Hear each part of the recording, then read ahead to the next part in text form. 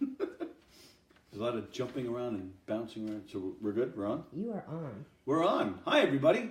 It's Tuesday night, so it's time for Tuesday Night with Tony. We have like an audience back here. That's kind of cool.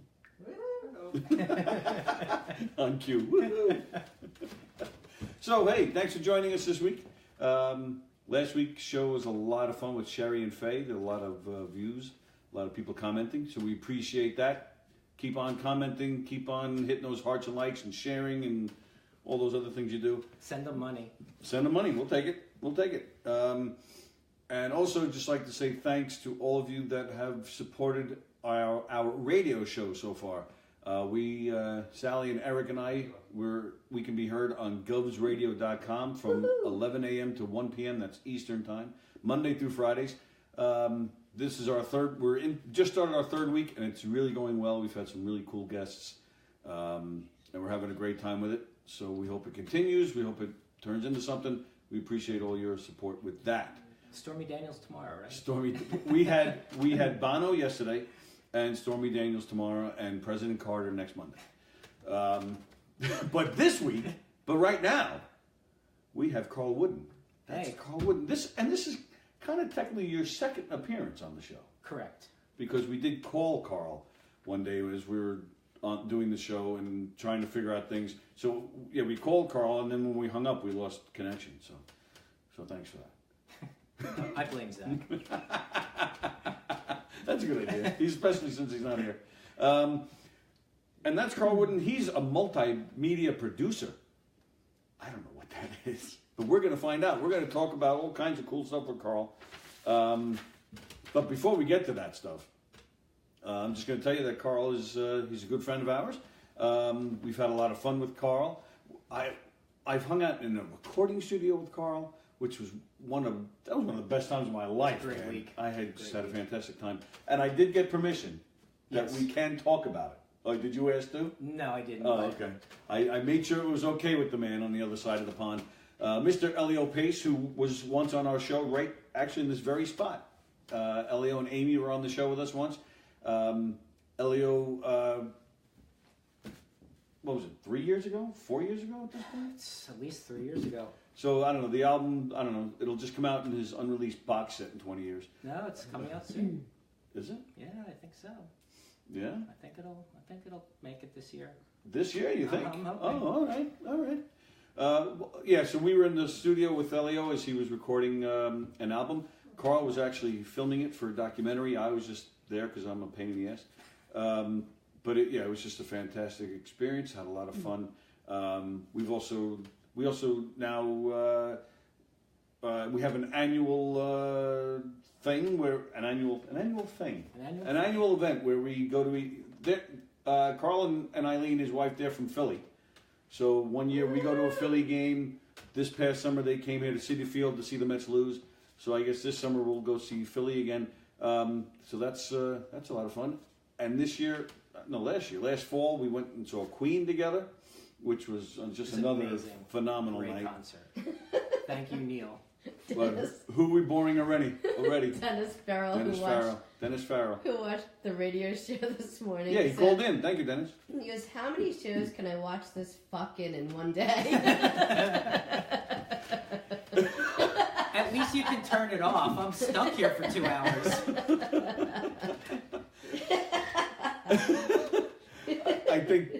I think he's hoping to fuck. That's why he's watching. So that's for Dennis. Dennis, Dennis prefers this greeting. You don't know Dennis? I don't know Dennis. Dennis is like, he's one of those weirdos that goes to concerts by himself and just holds the phone out the whole time and records the whole thing. And he's like 8 feet tall and he stands in the front. So he's like Herman Munster. Everybody off behind him. Yep. In fact, if you go on YouTube, there is a guy who the whole video he posted was just a bitch about this guy Dennis who stood in front of him at a Lord 52nd Street show. I'm not kidding. They really. I actually think the last show I went to, he stood in front of me. Yeah, the Lord show a few weeks ago. Yeah. Yeah. So that's why you eventually went in front. I just went in front of him. So yeah, that's Dennis. He's a good boy though. He's all right. Oh, all right. Squirrel. I was hoping it was something funny that I could make fun of, but it wasn't. It was kind of, thanks to Neil, the Queen bass player. That's how we got to Queen, and Carl made it all happen. We got backstage and met nobody. But no, we had a great time. We had good seats, great seats, actually. Probably one of the best concerts I've seen. It was an incredible concert. Absolutely. It really exceeded expectations. Yeah, I mean, Queen, you can't go wrong with all those great songs. So Carl and we met through the power, kind of through the power of Facebook, kind of. We met through Elio, but I met Elio through the power of Facebook. I just emailed Elio one day on Facebook, just telling him I enjoyed his music. You all right over there? I want you to take a sip of Sally's my tea. spilling stuff. And I was like, not even like There's I a whole like. puddle on the floor. It's not even like I hit my lip and missed. Like about 3 inches before my mouth, I just decided to pour it in front of me. That's like airplane. That's when I developed my drinking problem. It was like that. Well, at least the glass touched his face. Like it wasn't even close to that. Wow, that's not tea apparently. This one's like being on like the Jimmy Fallon show. Yeah, pretty much. Thanks for that. Yeah, we'll take that comparison. It's Jimmy Fallon on a much, much, much, much, much lower budget. So anyway, and that's something I talk about. It's almost a recurring theme on this show here. I talk about the power of social media, the power of Facebook. A guy like Elio, who I met just because I emailed him one day and said, "Hey, I enjoy your music." He happened to be coming to America a short time later, and we met up and became super, super close friends. And we kind of met through met through Elio. Yeah, we both had an Elio show in Philly. So it's funny to me. I guess I'm assuming to kids it's probably not as weird, but to me it's still, to people our age, this is still new technology, a new world. We're used to just meeting people at school and stuff like that. So Liz Weingart said that I am your Ed McMahon. You have to get the laugh. Okay. It really is. It's just tea. No, it's not. Tea. Here, tea bag. Did I say tea bag on the air? What the hell is going on here? I think the T is short for tequila. It isn't. Wow. What was in that salmon at dinner? Yeah, really. All right, so let's. All right, I'm gonna get the serious stuff done with first, okay? And we don't really get political on this show.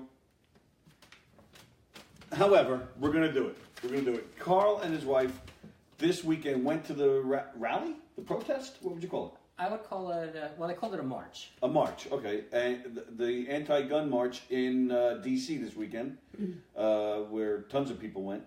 Although you should have came to the one in New York City because McCartney was there. Yeah. Because that's why you go to these things, to meet people, to meet famous people. Yeah. So, all right, so tell us what made you guys decide to go? Well, actually, Eileen wasn't able to go. I went with some friends. Oh, my apologies. And I just can't sit on the sidelines anymore when innocent people, especially children, are being gunned down by semi-automatic weapons that shouldn't be in the hands of the public. They're for the military or for law enforcement, and there's no reason that somebody like an 18-year-old kid should be able to go and buy that. A kid with a record, no less, right? Right, and a history of some mental problems. And oh, that's what I meant. Yes, you're right, yeah. It's, I'm not saying abolish the Second Amendment. There are hunters, and yes, they need guns. And, I have a friend who works in a really bad section of Philadelphia, and he needs the gun just walking to and from his store to his car. And I can understand that. But for semi-automatic weapons to be in the hands of private citizens is just, there's no reason for it. And so many deaths. If the politicians didn't do anything after Sandy Hook when these first graders were mowed down, then it's taking something like this movement of these incredible Parkland students who spoke so eloquently and passionately in D.C. And there were 800,000 to 1 million people, depending on what you read, at this rally in DC, and the crowd was just completely behind these kids. It was amazing. I'm really glad that I went. Yeah, it's like you said. It's a semi-automatic weapon. It's not necessarily a handgun or something like that. Because I think a lot about like a guy in this case in Florida, where I'm sure you hear it all the time with shootings and whatnot. You know, where they'll say the gun is not the problem; it's the guy, and if he didn't do it with guns, he would have figured out another way. But my feeling is, and I'm with you, the hunters and let people have, you know, I don't feel we should abolish the Second Amendment either. However, something's not working, and I don't know. I just feel if it means taking the guns away even temporarily, until we figure out what the hell's going on. Arming the teachers, I think, is just plain stupid. No, my wife is a teacher, and Right. she can tell you why that's such a ridiculous idea. And I don't know if you saw the idea the other day. Some school is giving the kids a bucket of rocks to keep under their desks. So the kid or the guy that comes in with an AR-15, they're going to throw rocks at him. Yeah, that'll work. Is that real? Really? 100%. Somewhere in Pennsylvania. Wow, that's where you live. Yeah. Well, the middle part of the state. Pittsburgh, Philly, we're okay.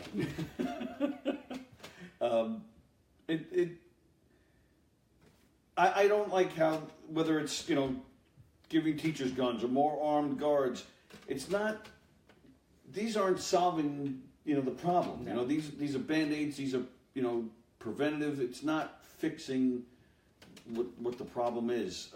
We're the only nation in the world with this problem. Yes. Australia had one mass shooting, and what did they do very shortly after? They literally abolished guns completely.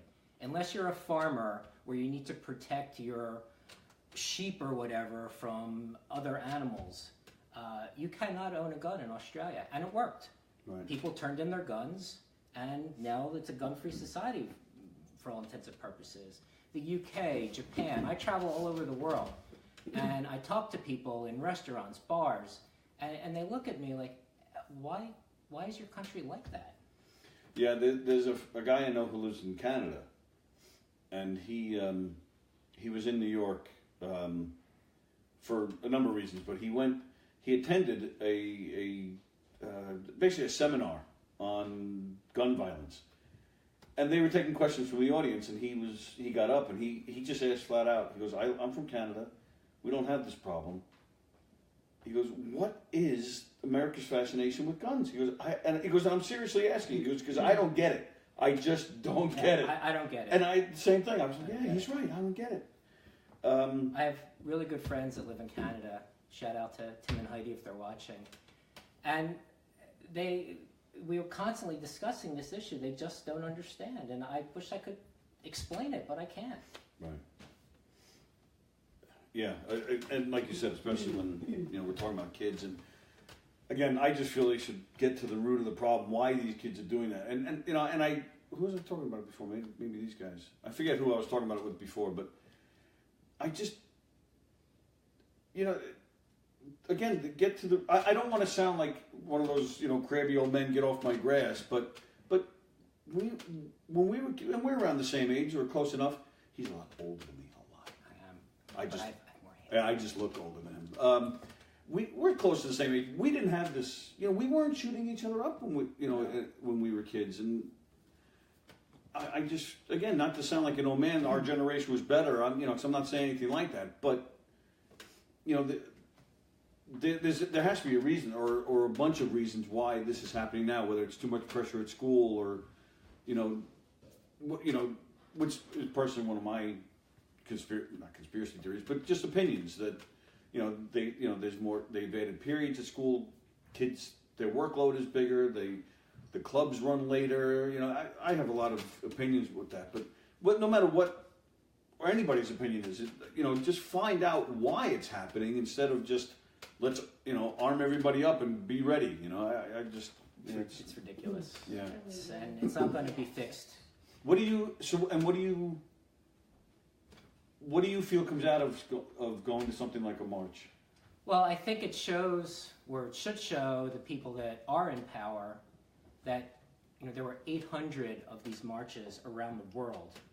Oh, was it that many? 800. Yeah. Wow. Oh, I didn't know that. And they were really well attended in most cities. And it's showing these people in power that, it's time. It is time for change. And if they're not going to do it, then let's vote them the hell out and get people in there that will do something to save the lives of these children. I posted something on Facebook the other day. It's not an original thing.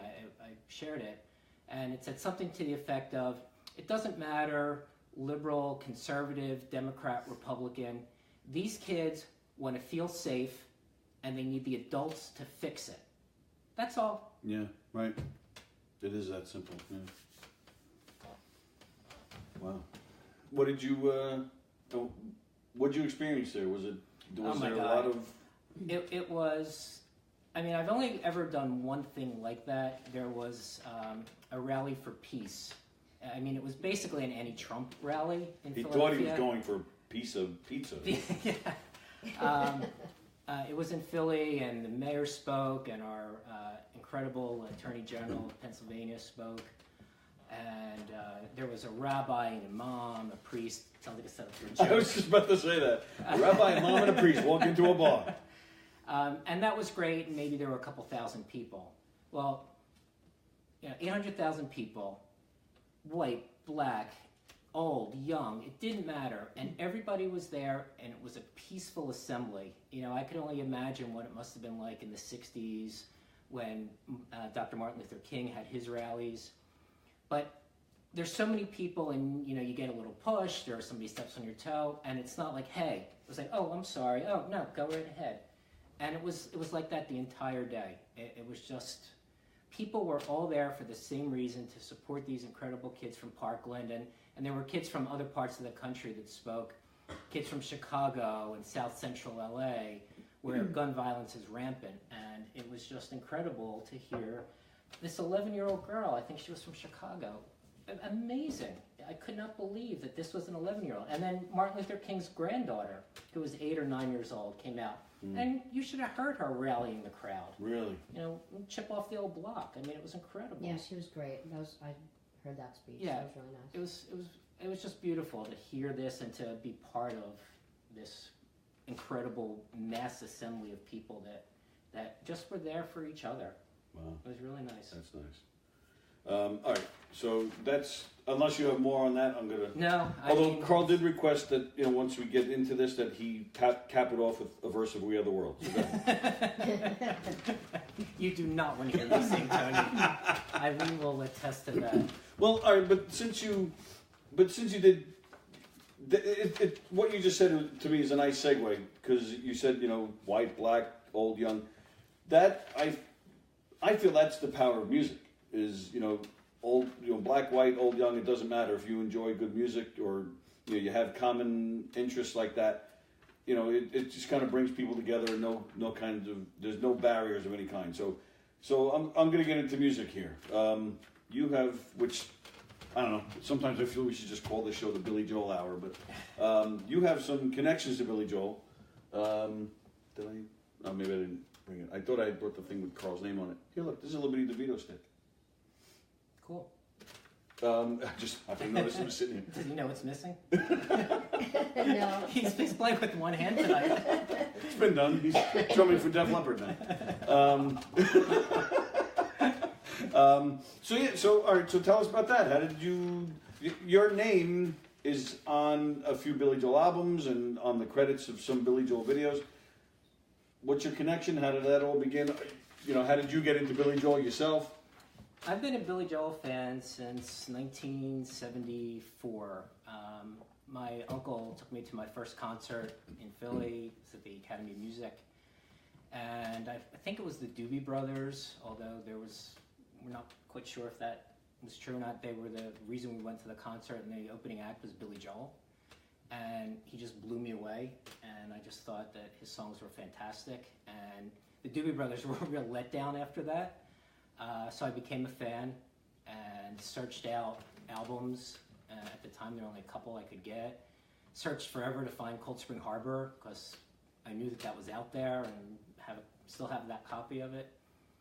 So I was always a fan through high school, and was in a group of friends who all loved Billy Joel. We would sleep out for tickets way before the internet. Yep. We would go to a sporting goods store in our neighborhood, and we would play hacky sack in the parking lot and blast Billy Joel music out of the big boom boxes. Those are good times, man. It was great. Waiting for literally tickets up all night long right. with your Hanging friends. out. Yep. And then you get to the front of the line and you get the shittiest seats. But it didn't matter because you got tickets. So I became friendly with Ed Shockey, who was a disc jockey, credited with discovering Billy and Bruce Springsteen and Yes and Barry Manilow and Janis Ian and many others.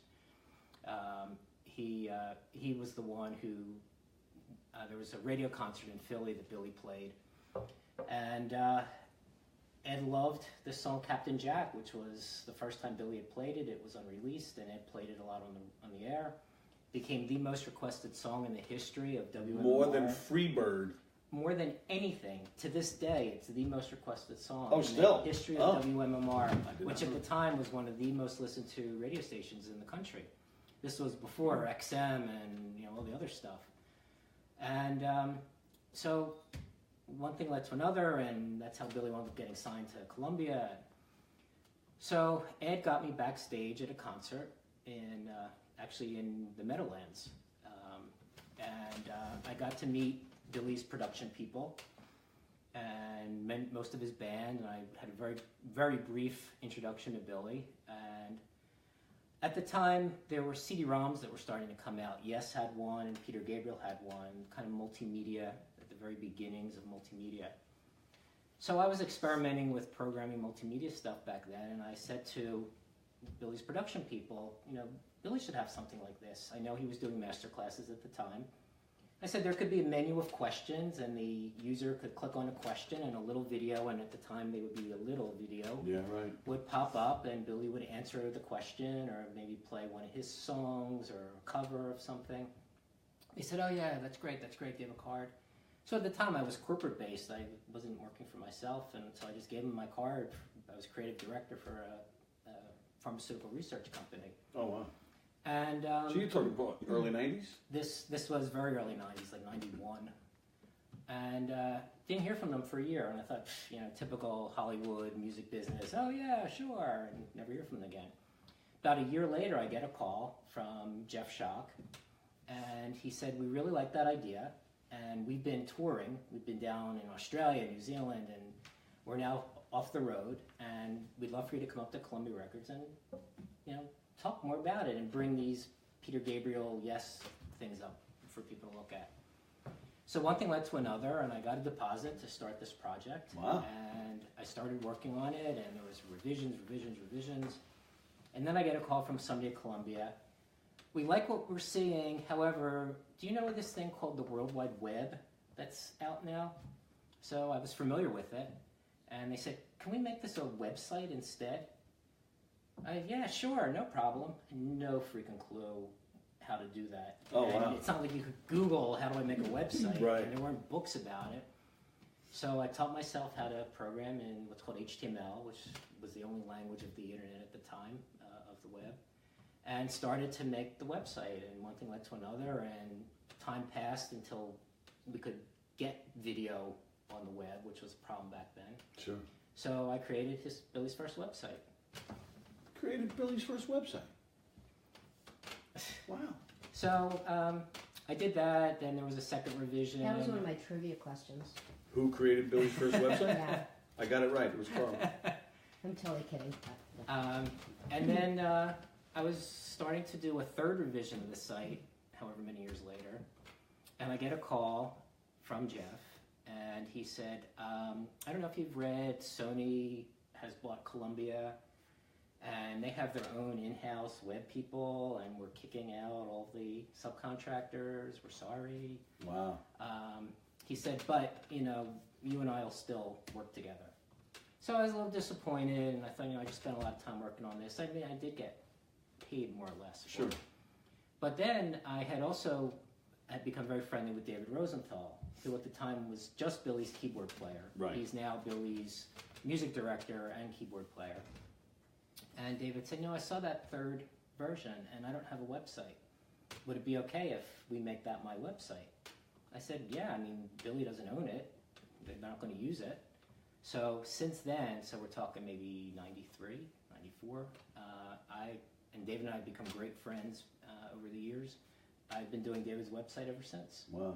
Yeah, because he's worked with a lot of other people. He has worked with, oh my God, the list is amazing. Robert Palmer comes. Robert Palmer, Cyndi Lauper, Little Steven, Miami Steve Van Zandt, whatever you want to call him. Silvio Dante. And Lilyhammer, the guy from Lilyhammer. Yeah, right.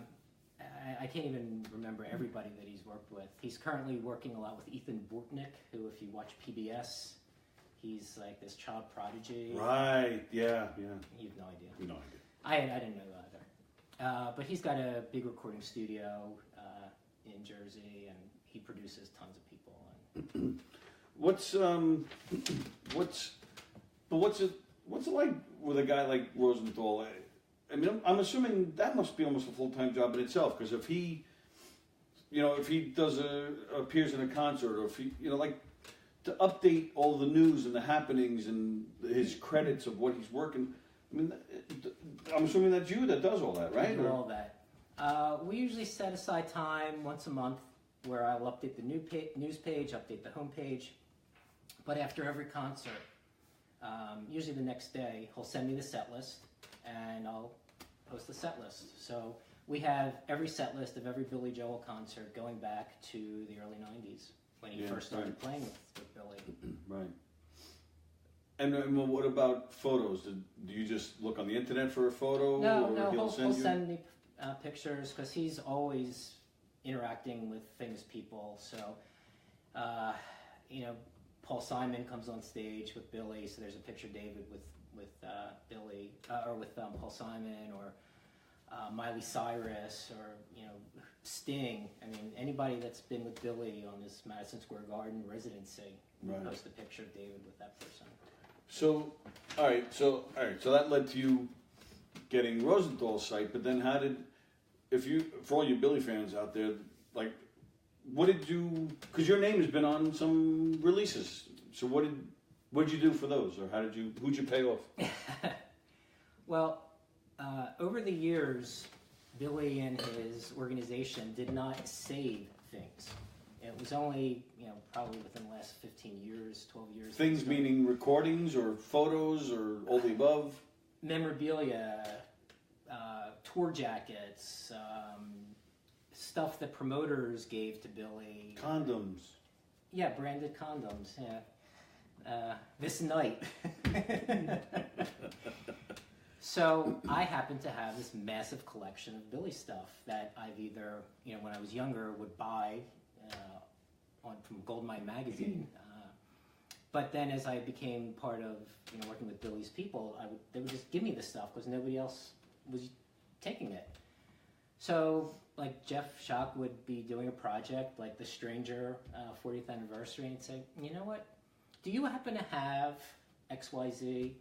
Or you probably know when we were in the studio with Phil Ramone, what exactly happened? Do you have any of the outtakes or the demos? And So he would actually ask you for bootleg material? Well, it's not necessarily bootleg. It was studio demos that, just got discarded, but wound up with me over the years. Okay.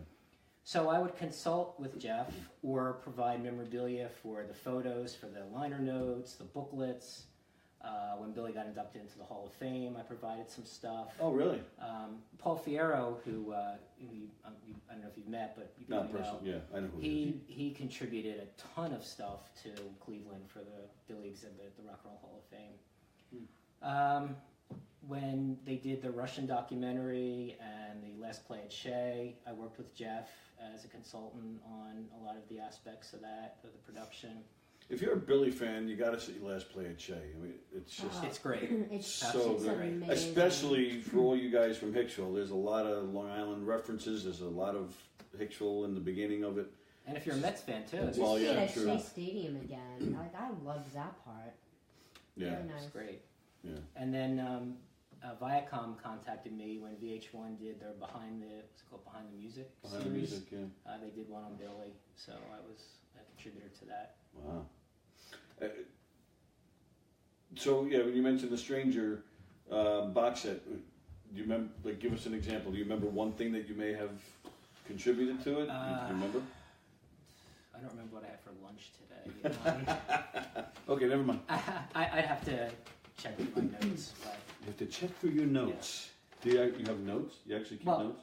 on my computer back in my office. You didn't really have to answer. They're John not on my phone. Bloomingdale's watching. She said Philly in the house. Hey, Yay, Dawn Bloomingdale. Philly. Nice. But Dawn Bloomingdale, she got to hug Billy. She always tells everybody, I hug Billy Joel. I had Vietnamese food with them. Ken Friedberg's watching. He said, "Great topic, love it." Hi, Tony. Cool. Hey, Ken. Ken's a good man. We used to work for the same company, and he's been watching or listening to the radio show. Heidi Newell said she's watching. Hi Heidi, that's my friend from Canada. Is that the one you? Yeah, I you was told just us, yeah. mentioning Heidi. Yeah. Nice. So, all right. Well, how did you? I Oh, mentioned. sorry to That's interrupt you, but That's all right. Greg Dill Filippo says I have a sexy voice. Okay, go ahead. that made her night. Yeah. Well, you know what that's about, right? No. Oh, Greg D. Filippo is how you pronounce that. Oh. Greg does that ring a bell to you now? Yeah, he listens to the radio. He listens show. to our radio show religiously, and there was an argument on there the other day out of the three of us who had the sexiest voice. So I win. There you go. Right. He's just lying. So we were talking about Elio before. How did you meet Elio, and because then you eventually started working with him a little bit too. How did that come about? I was the producer of the reunion concerts for Billy Joel's original band, not the Lords of 52nd Street who claim they're the original band, but the original band that played on the WMMR concert in the early 70s and played on Billy's first tour and on his first album. Right, just to explain that, you had touched upon that before with Ed Shockey and playing in Philly. When Billy did those concerts back then, and Captain Jack came out. That band reunited in 2013, and they recreated that concert. They played the same set, and they had David Clark, our friend David Clark, who was also right here in this David spot. Clark. He played, and Elio also came in from England. So David and Elio kind of both shared Billy's, the piano chair and Billy's part. They had Reese Clark back on drums. Don Evans back on guitar, and Larry Russell back on bass. Good old Larry Russell. Great guys. It was fun working with them all, and that's how I met Elio and David. But how did you said you were the producer of that? Yep. How did that? I don't remember exactly. Larry contacted me, and one thing led to another. Because of your connection to Ed Shockey? That's why he connected you? Or? Possibly. And I brought Judy Shockey to the shows. Right. Ed unfortunately passed away a number of years ago, and miss him every time I hear Billy Joel or Bruce Springsteen on the radio. I think of Ed. But so Judy came and talked about those days, and Right. so I produced those shows. I met the band there, and Elio was there, and Elio and I just hit it off, and much like you, he's like a brother to me. Yeah. He is just one of the greatest people, and It's a love-hate relationship. He loves me, but I hate how it brought you around all the time. You can't get rid of me now. Do you know Pam Murkoff? Yeah, Penn Markov is. Well, I know you do. I don't know sorry. because he travels to England. I wasn't sure if you ever I met her. don't know if I've met her. Name's not familiar. She's watching Yeah. over there in England. Pam is so Wait, nice. She, wait. Don there. Smith. she does. She watches Weston. almost every week. It's amazing. It's 2:00 in the morning. know. I should be in bed. John Smith Weston. Well, maybe she's in bed while she's watching. She'll go to sleep when it's over. Are you going to any of the Elio David Brown shows in May? Pam. I'll be at 2 of them. That's right. Pam does go to some of Elio's shows. Milton Keynes and Leicester Square. If you're there, introduce yourself. Yeah, you should meet Pam. She's good people. So I got confused. What, Larry called you and asked you to produce the shows? Or? It was over Facebook or Facebook Messenger, and he was looking for a sponsor originally to sponsor the show, and wound up producing it. So it was the original show in New York, and then we did a couple in Philly, one in Delaware. That was the only one I wasn't able to get to, though. Okay. Yeah, and Elio's just, seriously, he's great. He's the best. And it's created a nice little circle of friends that we have going on here, which is nice. And I guess from that, you then ended up, recording this documentary for Elio when he was in the studio? Elio was recording a CD. He wanted a real American feel to this CD, so it was recorded in Brooklyn. So Elio and his band and my video crew and I, we basically moved in together in I think it was like a 6 or 8 room bed and breakfast, walking distance to the recording studio. And boy, did we bond that week. Yeah. Because it was long hours, but it was a lot of fun. Oh, it was and that's when I really got to know Elio and Neil, who is just the most incredible, funniest guy you'd ever want to meet. And he didn't even know that he was the bass player for Queen. He keeps everything nice and quiet, and found out, oh my God, you're a bass player for Queen too. Mm-hmm. And does a mean Michael McDonald impression. He does. So, and Joe Evans was on drums at the time. So got to meet Joe. I love Joe, and that was, I only spent one day, man. I had such a great time that Multiply day. that by 5 and picture us at 3 a.m. back at the house, playing music cool stuff, and just having a great time. Yeah, I love that. I love that whole creative process, whether it's, music or comedy or, anything, just, and being around people like that. That's just, and what a great day that was, watching you guys at work, and and I took it all in. That was my first time ever in a recording studio, so I got to watch Oliver, who was producing and recording, and watching his process, seeing how the band was recorded, watching you guys with your cameras and doing your thing, and just taking it all in. It was. I think there were 4 of us on camera. There was a still photographer there, Jeff Reeder, who's the best. And Matt Harnick is my video guy. He has been for, almost 20 years. Matt has a, if you're in the Philly area, Matt has a Who, he's part of a Who tribute band. So yes. Who better you bet? Something like that. Sorry, Matt. Sorry, Matt. But they're really good. Close enough, so you can find it based on that. So look for them. Yeah, so we recorded basically every minute of everything that was recorded on all of those cameras. So you can imagine the volume of footage. But we've been working through it, and when the CD comes out, there will be a documentary on the making of this incredible CD. You know what I love about that documentary? That you're in it for a little bit? Yes, that's what I love about that documentary. I figured that. we may pixelate your face out. Keep the face and a leg or something. Make you do tricks or something. All right, so, and I guess because you got, I guess Elio trusted you with recording the documentary because of your experience as a multimedia producer. I don't know what that means. What is a multimedia producer? I produce multimedia. Oh, all right. Moving on. My company does websites. And the name of the company? Aztec, for my sons, Alex and Zach. Technology. My wife came up with that name 13 years ago. Nice name, wife. She waved. 16 years ago. I'm saying 16 years ago. So websites, any kind of video production, but really the bulk of what my company's been doing the last few years, a large corporation is going to have some kind of a meeting or event somewhere in the world. So they'll contact me. It's usually a pharmaceutical company because they've got the bucks. And they're having a meeting in Milan or London or wherever. And I'll work on all the PowerPoint presentations, any video content.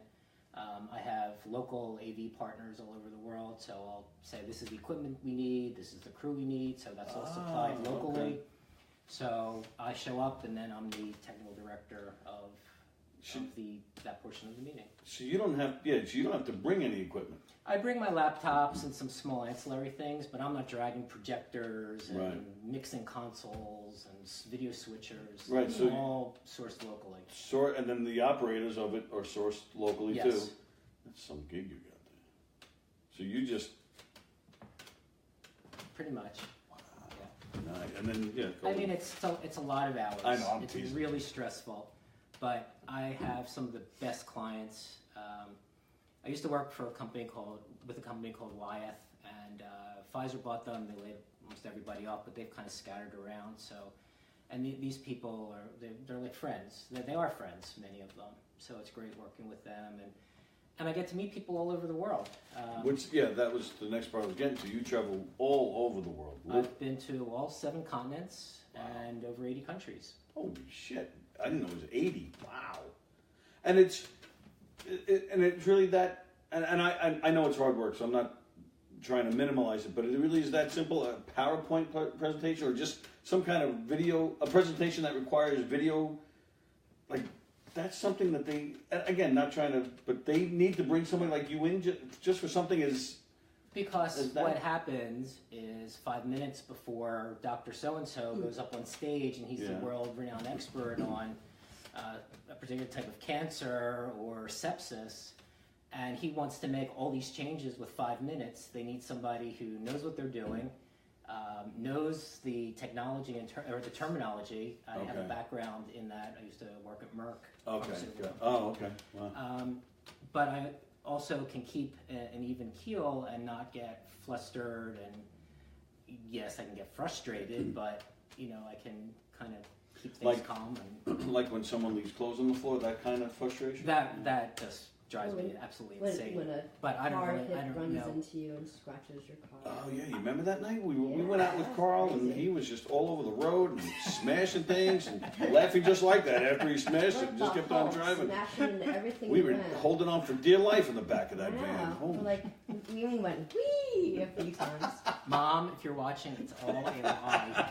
Actually, it's funny. That is probably the one time we saw Carl yell, because remember, that guy was a douche when he first got out of the car. He tried to pull away. But then he hit us and tried to But then even after that, once he finally got out, what did he say? He didn't want to call the cops, and he was getting all upset. Well, because his driver's license it didn't have the right address, and it was expired. Yeah, this kid was a mess. But then you started yelling at him. I was like, whoa, look at that. Yeah, I don't lose it very often. So, all right, but now I'm picturing like just like a slideshow or something. It's got to be much more advanced than that, right? Usually 1 or 2 really large screens, and there could be different images going up on the screen. And really high-res, beautiful. Well, there's lights. And, right. Like it's a real production. Yes. Yeah. Okay. All right. We've got 8 microphones out, and there could be discussions going on with 6 to 8 microphones, or sometimes you're sitting around the U-shape with 20 microphones, all hot, and everybody talking. And you're responsible for that as well? Well, I don't do the audio, but I'm the director, so the audio guy needs to know what he's doing, and I need to tell him. I need to make sure he does what he's supposed to be doing. Oh, all right. So now I'm glad I'm asking, because if you picture a director in the truck. Like the Oscars or something. A sporting event or something. Camera 1, camera 3, that's me. Okay. Yeah, see, I thought you just helped with the visual presentation. Well, I did that beforehand. Right, but that's what I'm saying. I thought your job was done at that point. That's just part of it. Right, see, all right, so, like I said, I'm glad I asked, because that's where I thought it ended for you. I didn't know you actually were there for the actual... No, I go a few days before. I design the room layout with software before I ever get to the hotel, make sure everything gets set up and tested, work with the presenters on rehearsals, slide reviews, and then I'm there through the entire show. Right. And then I'll take a day and go sightseeing. So, right, which is great in itself. So all right, so somebody in India is putting together some kind of presentation. Mm-hmm. What do you just go say maybe a week before and I'm sure you're doing a lot from here and getting a lot done, but all of that is usually done here. Right. Depending on how far I have to fly or the time difference, I'll usually go out 1 to 3 days before. Oh, all right, so wow, so most of it's done before you even get Yeah, there. Then. definitely. Right. Yeah, because then, being that you actually stay for the actual event, so yeah, I figured you'd be there for a few days. Yeah, the event, it could be a 1 day meeting, it could be a half a day meeting, it could be a 3-4 day meeting. Last week I was in Boston and it was almost 5 full days. Mm-hmm. Yeah. And it's 9:45. It's 9:45 already? Yes, it is. Boy, time flies when having fun. Holy shit! All right. All right. So let's see.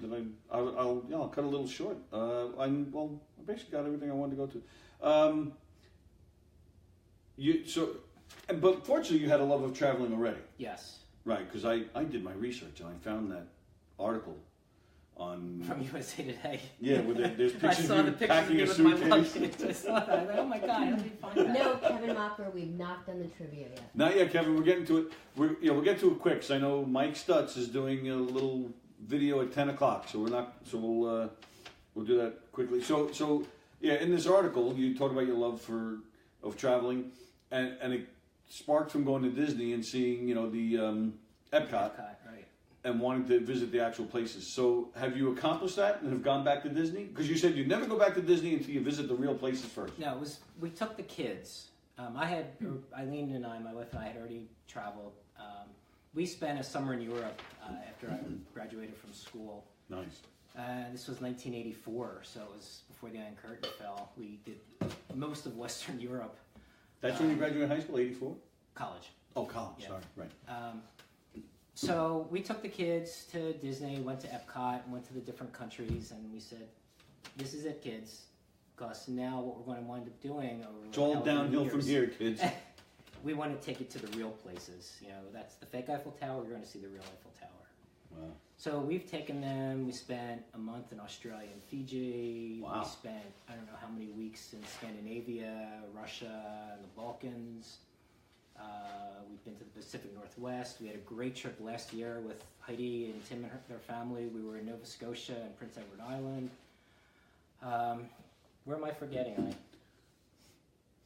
She's sleeping. We took, Dubai. Dubai. they took me to Dubai for my 50th birthday. It was a surprise trip. Oh, it was a surprise. Wow, that's They cool. didn't tell me where we were going or. We're kidnapping you. And each day, I didn't know what we were doing. They just said, all right, today put on a bathing suit or put on khakis and a button down. Off we would go. We also, I think the first place we actually took them to was England. Yes, that's correct. My little one was 3 years old at the time. Wow. And they developed a love of travel. The little one, who's now just turned 21, he took a year off between high school and college, and he traveled the world. He's now been to, I think, 50-some countries. Wow. I don't know if I've been to 50 cities. But you don't get to appreciate people and cultures until you travel and interact with them. We typically don't stay in Hiltons or American hotel chains. We'll stay in Airbnb and breakfasts, Airbnbs, and interact with people. Sure. One night we were in Australia, and at the time my younger son was playing trombone, and we're sitting at a restaurant near the Sydney Opera House, and we noticed, I think Eileen noticed, that there was a trombone case under the table of the family next to us. One thing led to another. We talked to the guy. He and his wife played for the Sydney Philharmonic. Oh, wow. And after dinner, he takes us on a private backstage tour of the Sydney Opera House. That is what I like about bed and breakfast, because the whole idea is to come out, Right. Go wherever you go during the day, but then spend a portion of the night in the living room talking to people. So, that's wild. You got a tour of the Opera House. That's a beautiful place too, right? It's my favorite building in the entire world. No kidding. In fact, I didn't know it was that nice. I recently just changed my will that when I die, my ashes will be scattered in Sydney Harbor. At Sydney Harbor, with Really? a view of the Opera House and That's Harbor Bridge. weird. I mean, I don't want to be in a little jar on a You shelf. want to be like my dad in a jar up on the shelf. Sally's father's here. Surprise guest, ladies and gentlemen. There's Sally's dad. Love you, Dad. Thanks for stopping by there, Pat. Hey, Pat. Patrick? Pat? Nice to meet you. A little shorter than expected. He's a very quiet guy. I think it was like 5'7" or something. That's it, yeah. My height. Oh, that's short. All right, so... Now he's really short. all right. Well, let me, I know we got to go, and it's time to do the trivia. People are begging for the trivia, man. All right, we'll do the trivia. I'll just point out, soon we'll have to have you back because Carl recently went, I say the South Pole, he says where? Antarctica. It's all the same shit. I wanted to hear more about that trip and basically just ask him why the hell would you want to go there in the first place? Most incredible place in the world. Yeah. I Well, love the videos you showed of the penguins. actually, yeah, that So was cool cute. stuff. That So was cool cute. stuff. But I can watch that on the computer. Having a reunion tomorrow night in Manhattan With the Penguins. Five people who I went on the trip with. A reunion with the Looking forward to Penguins. I made myself laugh. All right, so here we go. As promised, so as you heard, Carl has a lot of Billy Joel connections, and I'm from Hicksville, so that it's just ingrained in my head, Billy Joel stuff. So we are going to now have a little face-off, little Billy You need Joel. a music stinger. We need to make. Should we make a wager? There you go. A little. That was.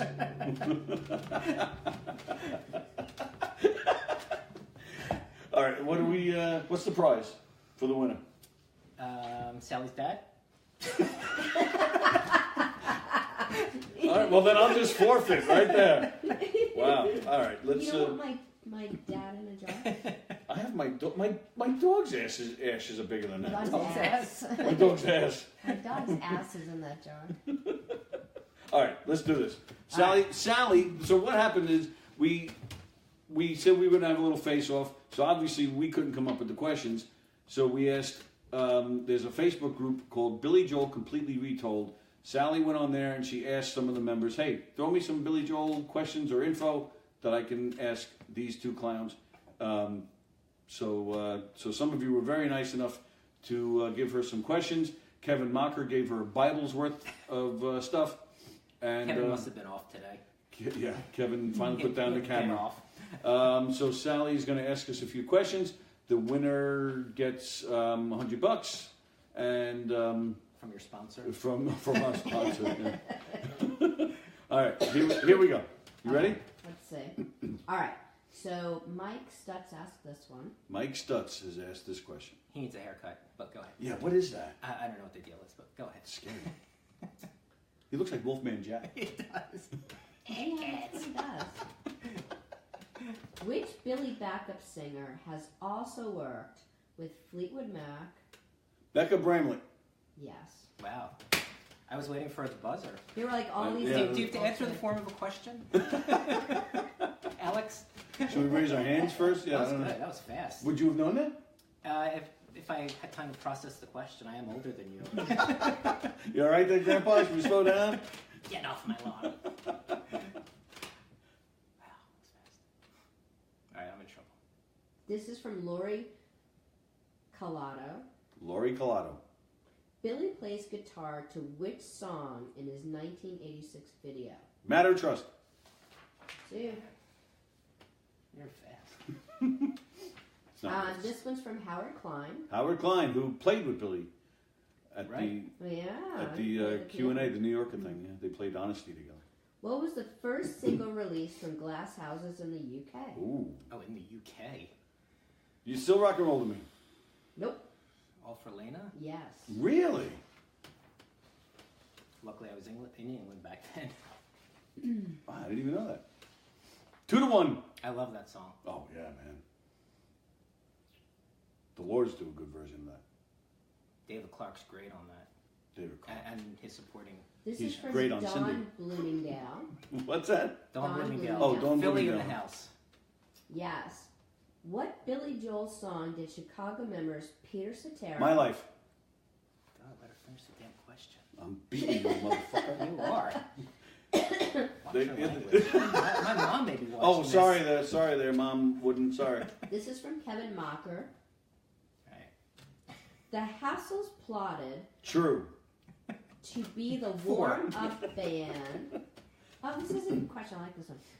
Oh, good. The Hassles plotted to be the warm-up band for the Beatles when they played at Shea in 1965. They almost pulled it off. Yep. I What heard that stopped story. them from pulling it off? They made it as far as the dugout. I remember that. Yeah, they got to play in the dugout instead of on stage because They played in the dugout? no, they got to hang out in the dugout oh. watching, but they almost made it on stage except for one thing. Police. I have no idea. I know they made it to the dugout and had everybody believing that they were part of, because the Beatles had like 5 or 6 open. The Beatles, well, you probably know, the Beatles played for like 20 minutes to a half hour. Yeah. That was it. So they would have like 5 or 6 opening acts. So yeah, the Hassles had people believing that they were part of that package. I don't remember why they didn't make it past the They were dugout. stopped by Brian Epstein for not having membership in the musicians union. Huh. Interesting. Brian Epstein himself? Yep. The Beatles manager. Wow. Mm-hmm. I did not know that. Did not know. This is from Ken Friedberg, Hello, Ken Friedberg. and he wants to know what was the band Liberty was in when they opened for Billy and the Hassles. Ooh. Richie Supa's band? That was at the World's Fair, wasn't it? Was that the World's Fair? Oh, it's so cute that you're looking at me for the answer for that. I thought maybe it was in your notes. Right, it wasn't Mitch Ryder, right? No. He wasn't a Mitch Ryder yet. He played. Liberty did move on to play with Mitch Ryder for a while. This is a Long Island question. I defer to you. Liberty does watch the show sometimes. I wish he was watching now. I think Richie Supa was in that band.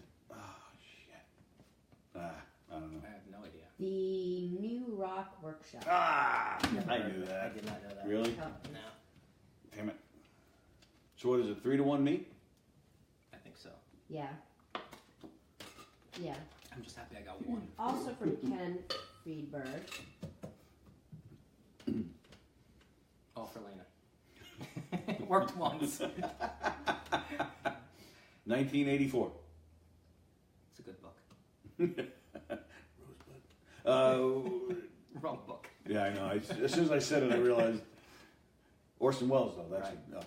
At least there's a connection. I'm not totally stupid. George Orwell. Right. Same thing. Okay, I am stupid. I'll just shut up. What TV sitcom Bosom Buddies. did Richie perform on? Oh, Full House. Yes. Wow. All right, so Dennis Farrell wants to know what record label were the Hassles signed to? Arista? I think it was Arista. I know I have the Hassles album from Arista. No, United Artists. Yes.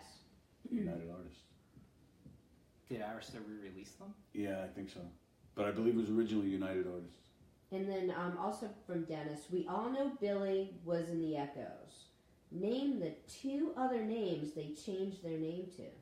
Lost Souls. Yes. 2 other names?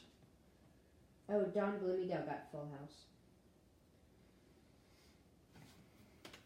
Lost Souls, The Echoes,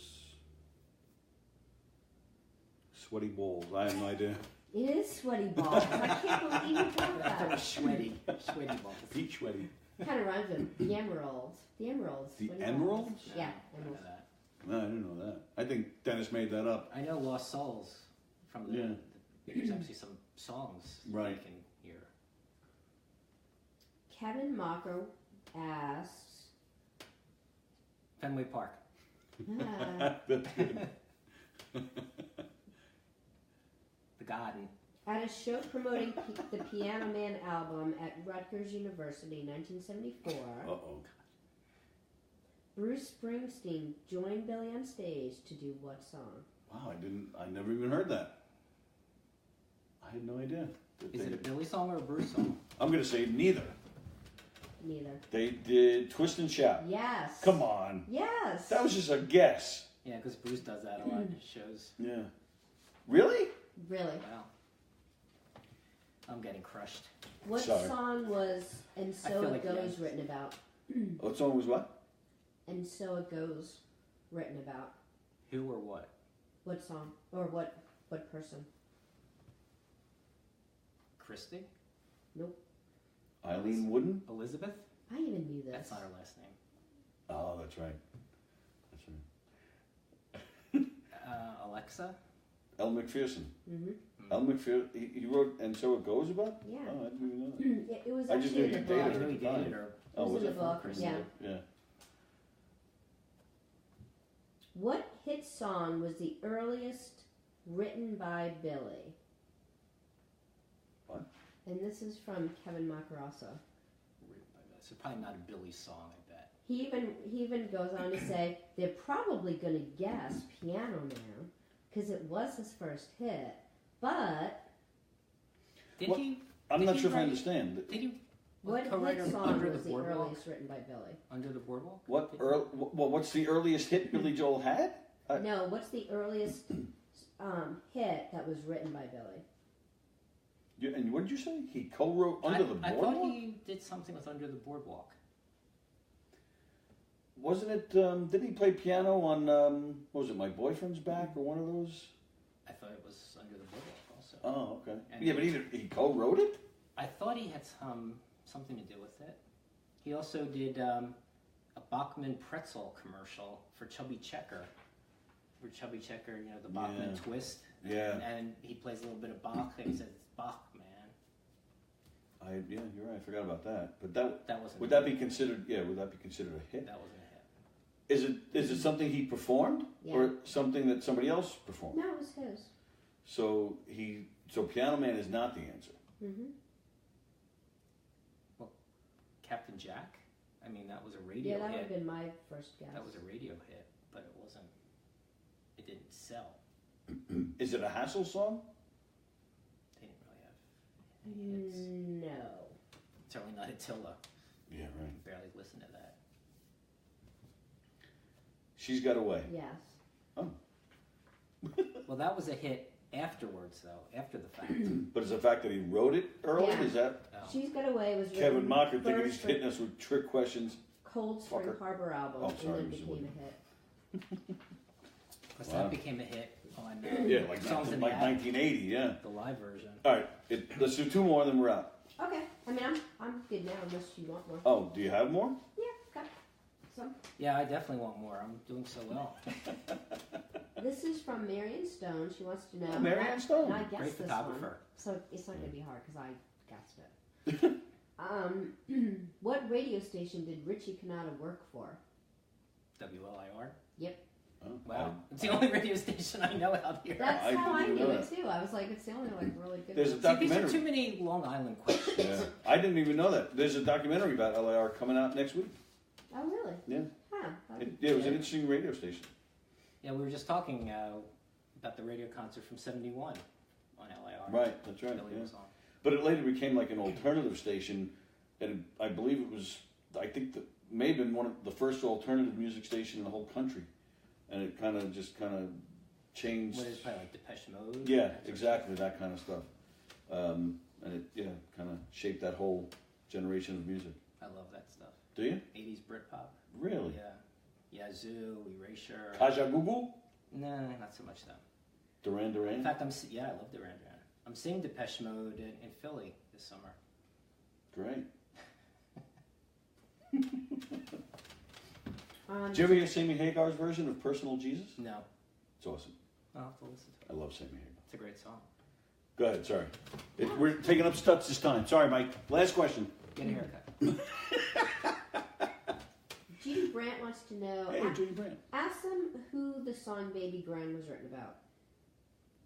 Well, it's about the piano. The It was piano. written with Ray Charles. Yes. Oh, Yeah, that's it? what I said. I answered. I go, "Is it Ray Charles?" And she said, "No, it's about his piano." Yeah. Yeah, he was specifically writing a song for him and Ray Charles to do. And that was the last question. If that's the last question. Okay. All right, cool. Great job. Carl Woodin right here, ladies and gentlemen. Thank you, pal. That was My fun. pleasure. I That was really a lot of enjoyed fun. it. Good. Love seeing you and Sally. Likewise, likewise. Next week. Oh shit! Who's next week? Oh, next week we have Kenny Forgione from Wondrous Stories is joining us. Oh, nice. Hopefully he's bringing a guitar. That'd be The cool. following week. Yeah, 'cause you only had 3. True. You ever hear Wondrous Stories? No. They're fantastic. They're fantastic. The week after that, we have a band of young guys. They're like 16, 17 years old. These guys are great. They're called Pine Street. The week after that, we have a local singer-songwriter, Robin Eve. And the week after that, we have Sandra Castillo. Costello? Oh, nice. She's a writer out in California that's going to be in New York. She's going to, you know Sandra? She's on Retold and all that stuff. I've seen her name. Yeah, she's a great writer. So we have a whole bunch of interesting, cool shows coming up, all musical related pretty much. So next week, Kenny Forgione of Wondrous Stories. Great musician. Has played with some notable people as well. We'll be here next week, Tuesday at 9. Check out Knockin' Dead Comedy. We're playing all over Long Island and Connecticut throughout April. Check out the Knockin' Dead Comedy radio show with me and Sally and Eric Shevlin every Monday through Friday from 11 a.m. to 1 p.m. show. On Governor's Radio. Thank you, Carl. Thanks for that. And if you need multimedia producing, there's Carl Woodin and Aztec Multimedia. I'll get this right sooner or later. All right, we'll see you next week. Thank you, guys. Bye. Head on over to Billy Joel Completely Retold, where Mike Stutz And is. tell Mike to get a haircut. Yeah, he's doing Yeah, something what's over Mike doing? there. He's Long Island Hall of Fame. Yeah, That's he's where showing the at. Lords of 52nd Street getting inducted into the Long Island Hall of Fame. Which actually, you might even see me. I think I'm in this at the end. At the end of it, I think you see me. Nice. Cool. Okay. See you next week. Good Suck it. night.